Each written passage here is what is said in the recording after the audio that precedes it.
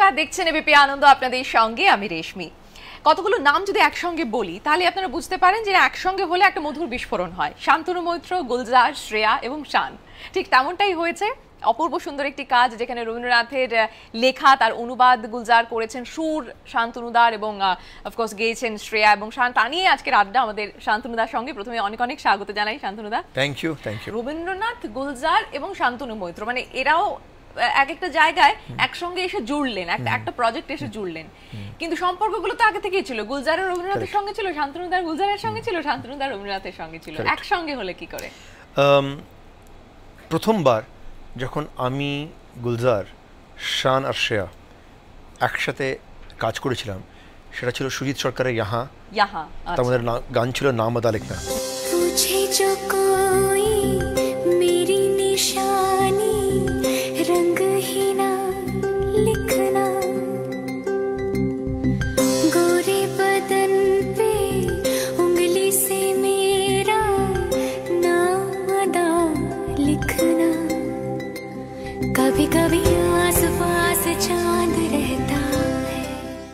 গুলজার জন্য স্পেশাল যে উনি লাস্ট 10 বছর, বোধহয় 15 বছর, has dedicated his life to other poets.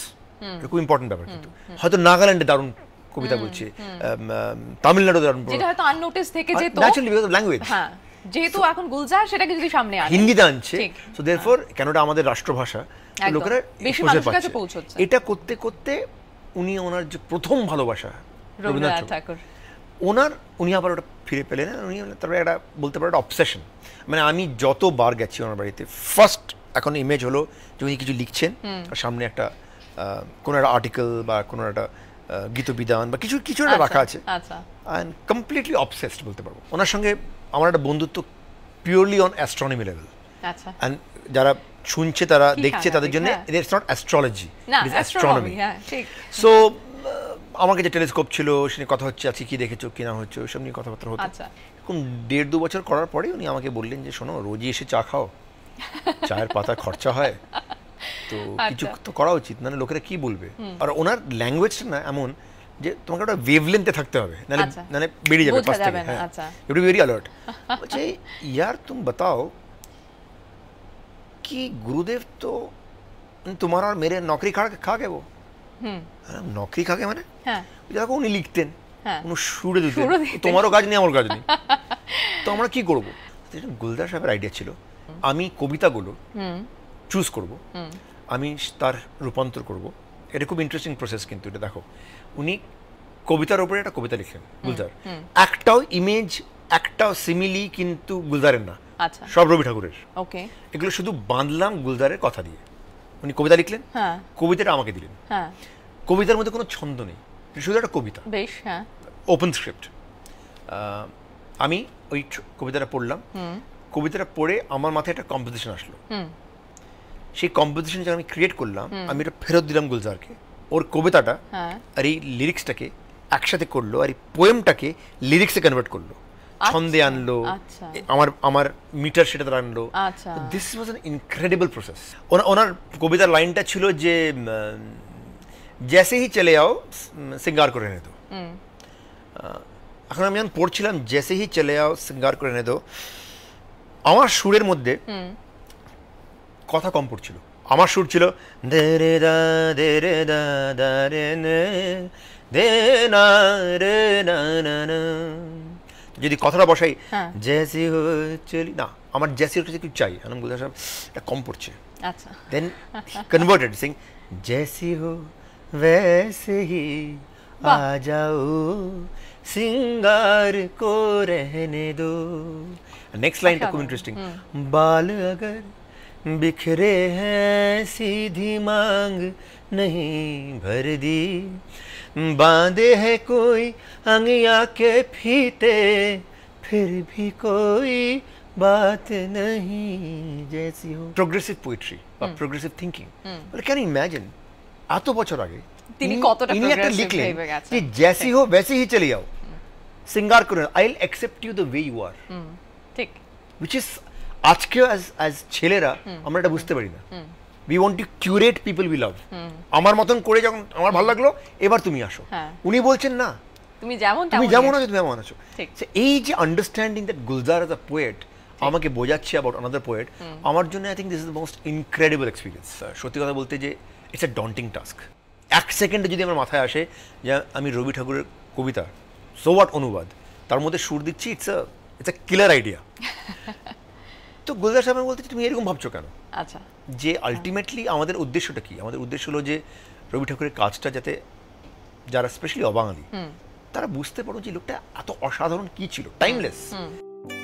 देखिए टैगोर कितने खामोश सवाल करते हैं जिंदगी से।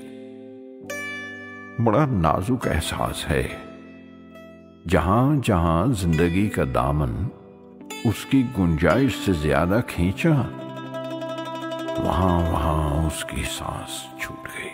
ওনার টেবিলে বসতেন, উনি টেবিলের ওদিকে গুলজার বসতেন, ওরা একটা অসাধারণ একটা দৃশ্য। ইটস লাইক এ টেম্পল, চারদিকে বই, আর পেছনে পুরো গীতবেদনের লাইলা, একজনেরই ছবি রবি ঠাকুরের অলওয়েজ ছিল, আর উনি তার মধ্যে সাদা কুর্তা পাজামা যেরকম উনি পরেন, আর ওরকম একটা গলা ভরাট, কেসে হো, এরকম একটা ব্যাপার।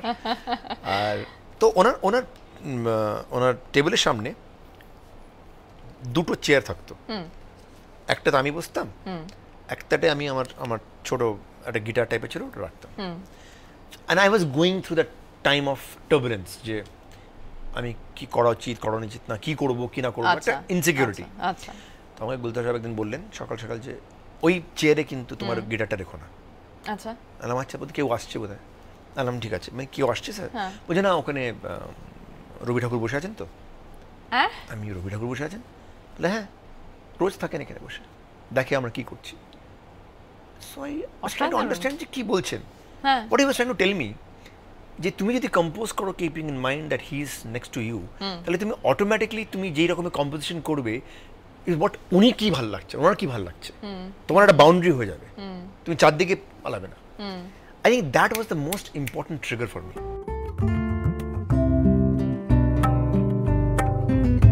बुझ गया था क्यों दिया, हाँ, बुझ गया था क्यों दिया, ज्यादा ही बचाया था, मिलन की रात मैंने जाग कर, इसलिए वो बुझ गया, वो बुझ गया, वो बुझ गया। যখন আমি কম্পোজিশন শুরু করলাম, কাজ করা, আমার অলওয়েজ মনে হতো ঘরে উনি আছেন, ওনার কী রকমের ধাঁচ, ওনার কী রকমের ফেভারিট লাইন্স, কী রকমের ফেভারিট টিউনস।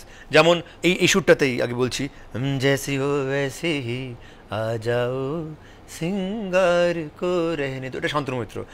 बाल अगर बिखरे हैं सीधी बात नहीं कर दी, এটা শান্তনু মৈত্র। এবার দে রে না না নে না না নে না, এটা Rabi Thakur, which really help magically for me. আমরা কোথাও মাঝে মাঝে হয়তো ভুলে যাই যে he was such a tolerant person. আর আমাদের এখানে টাইম চলছে, আর্টে খুব ইনটলারেন্ট, যে তুমি একটা গান করলে কি গাইলো। বাড়িতে নিজের বোনকে বোধহয় একটা চিঠি লিখছেন যে আমি অপেরা, আমি এসেছি এখানে, বিদেশে গিয়েছিলেন, আই থিঙ্ক মোস্ট লন্ডন বা কোথাও, খুব এক্সাইটেড যে কালকে অপেরা দেখবো। আর চিঠি দিতে তো সময় লাগতো, তো হয়তো 1-1.5 মাস পর একটা চিঠি আসলো যে অনেক কিছু, বাইরে তোকে বলেছিলাম যে এটা অপেরা দেখতে গেছিলাম, আমি দেখতে গেলাম, জানিস তো ভাল লাগলো না, মানে কিরকম যেন আওয়াজ জোরে, আমাদের দেশে গান শোনে, ওদের দেশে কিরকম গানটা দেখে লোকেরা, কি ব্যাপার। What was brilliant what he said তারপরে। কিন্তু আমি দেখলাম, আমি যে অডিটোরিয়ামে বসে আছি, 700 আরো লোক পাগলের মতন উন্মাদ হয়ে শুনছে। তা আমি ডিসাইড করলাম যে আমি যতক্ষণ না ওদের সঙ্গে হয়ে যাব, আমি প্রত্যেক দিন যাব অপেরা দেখতে। আচ্ছা, this was his tolerance level, যে আমার ভালো লাগছে না তার মানে না যে জিনিসটা খারাপ, মানে আমার নলেজ ওই ব্যাপারে হয়তো কম, let me increase the knowledge and be one of the 700 people. That is why his Rabi ঠাকুর।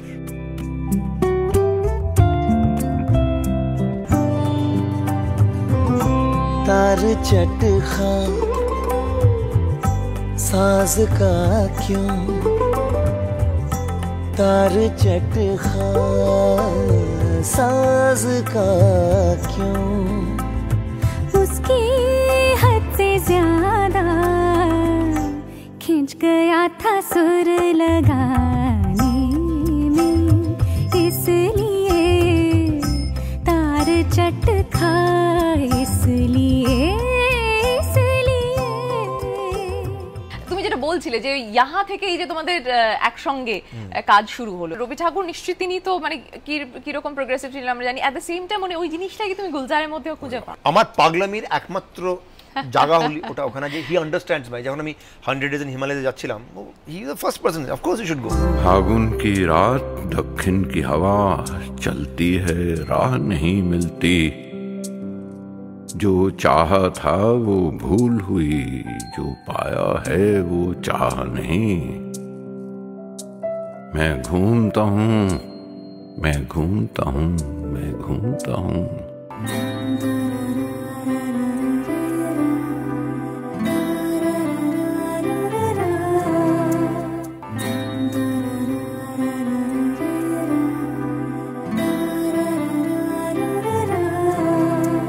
এই যে ধরো তুমি হিমালয়ে গেলে বিভিন্ন মিউজিক কালেক্ট করলে হয়তো সেটার কোনো কিছু রয়ে গেল তোমার মধ্যে। আমি ইনফ্যাক্ট তোমাকে এটা ইনক্রেডিবল কথা বলছি যে হিমালয়ে যাচ্ছিলাম তখন আমার মনে হয়েছিল কোথাও না কোথাও আমাকে হেল্প করবে এই গুলজার ইন কনভারসেশন টেগোর অ্যালবামটাতে, নিশ্চয়ই কথা করেছে, কিন্তু ডাইরেক্টলি যেখানে এফেক্ট করেছে সেটা হলো পিঙ্ক সিনেমাতে।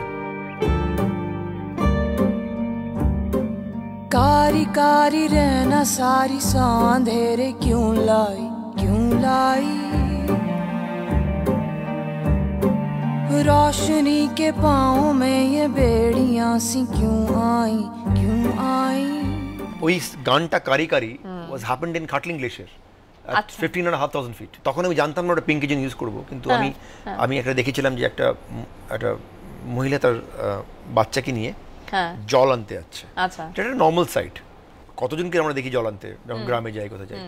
ইনক্রেডিবল অ্যাবাউট দ্যাট থিং ওয়াজ এই যে ভদ্রমহিলা নিজের জল আনতে যাচ্ছে, উনি বাড়ির থেকে সকাল 6টায় বেরিয়েছিলেন, উনি রাত্রির পৌঁছাবে রাত্রির 8টাতে এক কলসি জলের জন্য, বিকজ ওখানে জল নেই আর ওইরকম মাউন্টেন টেরেন। যে এই লেভেলের একটা হার্ডশিপ, যে মানে ওটা ইটস এ ম্যাট্রিয়াটিক সোসাইটি, মানে মহিলারা কন্ট্রোল করে পুরো ব্যাপারটাকে। সো ফর মি ওই কারি টিউনটা কিন্তু তখন আমার মাথায় আসলো। ইনফ্যাক্ট আমি আমার মনে আছে এখানে ফোনে আমি রেকর্ড করে রেখে দিয়েছিলাম। कारी कारी रहना सारी सांधेरे क्यों लाई, क्यों लाई, रोशनी के पाँव में ये बेड़ियां सी क्यों आई, क्यों आई। আমার জন্য Pink was a very disturbing film, because আমি দিল্লিতে বড় হয়েছি। ইনফ্যাক্ট আমি Sujit were same college thing. আমি জানি I have seen lot of stuff, আর আমি জানি অনেক সময় জানি যে অনেক বন্ধুরা আমার যারা মানে যারা মেয়েরা, তারা হয়তো ক্লোজার পায়নি কখনো, এগুলো ডিসকাসও করেনি। আচ্ছা, জায়গাটা এরকম, সেরকম সময় বিকেলে মানে আমি ডিসক্রাইব করতে পারবো না কি হয়। 6টা 6:30 পরে যখন অন্ধকার হয়ে যায়, কিরকম একটা থমথমে একটা ব্যাপার হয়, ভয়। I have scene that. যখন আমি স্কোর করছিলাম ফিল্মটা পিঙ্ক, ন্যাচারালি 30, 40, 50 বার সিনেমাটা দেখেছি, এটা মাথায় সাইকিতে লাগে। আচ্ছা, সেই সময় মাই অনলি সেভিং গ্রেস ওয়াজ আমি বাড়িতে আসতাম কাজ করে, আমি শুধু বসে হিমালয়ের ছবি দেখতাম। That was my outlet. আচ্ছা, কারণ আমি যদি ওখানে না যেতাম আমার ডিপ্রেশন হয়ে যেত। আমার দুটো রেসপন্সিবিলিটি ছিল, যে আমি এমন স্কোর করবো এই সিনেমাটাতে যাতে কেউ শুনতে না পারে স্কোরটা কি, সাইলেন্ট। আচ্ছা, I don't want anybody to come out and say দারুণ হয়েছে। আমার ব্রিফ ছিল যে somebody will come and say যে আচ্ছা আমাদের মিউজিক ছিল নাকি। আচ্ছা, এটা তুমি প্রথম ছিল। হ্যাঁ, সেকেন্ড ছিল যে আমি কিছুই হাইলাইট করব না। So this was a very very tough task. এই যে তুমি হিমালয়ে বেরিয়ে গেছো বা এরপরও তুমি যাচ্ছো, তুমি বেশ কিছু দিনের জন্য আবার বেড়াতে চলে যাচ্ছো, এই যে নিজেকে সম্পূর্ণ ব্ল্যাঙ্ক করে দিতে পারা, এটা তো পেরে ওঠে না কেউ। আমরা মনে হয় একটু বেশি কথা বলি ওভারঅল, অতখানি কমিউনিকেট করার দরকার নেই। আচ্ছা, সামটাইমস বিটুইন লাইন্স খুব ভালো কাজ করে। আমার এই জন্য মনে হয়, আগেন আমি coming back to Rabi Thakur, thank God সেই সময় কোনো এয়ারক্রাফট ছিল না, নাহলে উনি এক্স্যাক্টলি 7 ঘন্টায় লন্ডন পৌঁছে যেতেন। তার আগে 1.5 মাস লাগতো জাহাজে। That was why it was so important. ওই 1.5 মাস কাট অফ ফ্রম পিপল, কত লিখেছেন, কত চিঠি লিখেছেন, কত কিছু করেছেন, that time was there.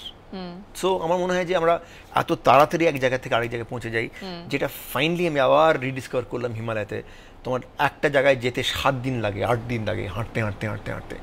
Amazing একটা এক্সপিরিয়েন্স। আফটার সাম টাইম লোক চলে যাচ্ছে, ভেজিটেশন কমে যাচ্ছে, শুধু তুমি আছো, তোমার থটস আছে।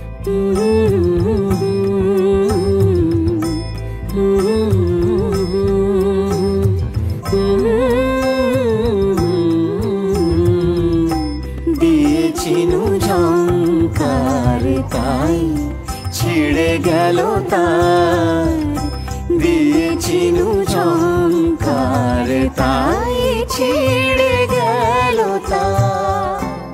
What a beautiful way of making you understand যে প্রত্যেকটি জিনিসের একটা বাউন্ডারি আছে। ঠিক। You have to respect the boundary. ঠিক। নিজের স্বার্থের জন্য যদি তুমি যেটাকে এক্সটেন্ড করো, এটা ভেঙে যাবে।